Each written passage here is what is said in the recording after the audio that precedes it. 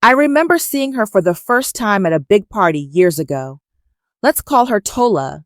She was the talk of the town back then, beautiful, trendy, and obsessed with the latest fashion. Her husband was filthy rich.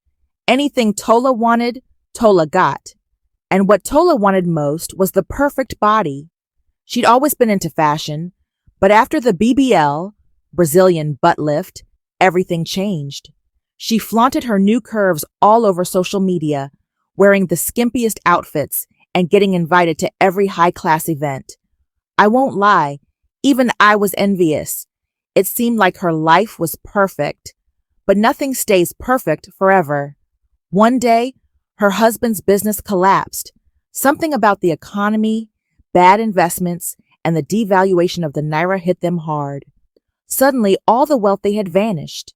They went from a mansion in Banana Island to renting a modest flat somewhere in the mainland. But that wasn't the worst part. You see, the thing about BBLs, and I didn't know this until I saw Tola again, is that they require maintenance.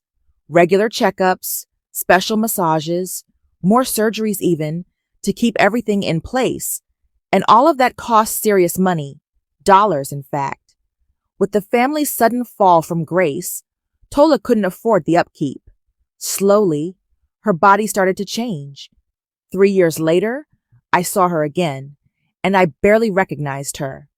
The skin around her waist and thighs had darkened, almost discolored. Her once curvy figure looked strange, almost deformed. She walked with a limp, arthritis having set in from the complications. And the saddest part? Her husband left her. Apparently, he couldn't handle the pressure, the debts, and her deteriorating condition. He took their children and disappeared. Tola was left alone, sick and broke. When I saw her that day, sitting on the side of the road, waiting for a taxi, I couldn't believe it was the same woman I once admired.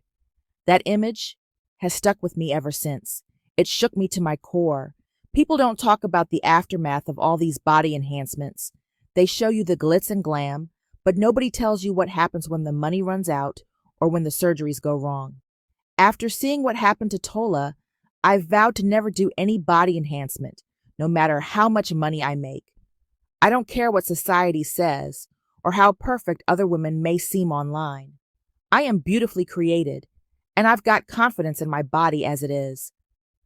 Tola's story is a harsh reminder. Beauty isn't in the curves, the surgeries, or the fashion trends. It's in being content with yourself, knowing that all that glitters really isn't gold. Kindly subscribe, comment, like, activate the bell notification, and share so that others can learn too.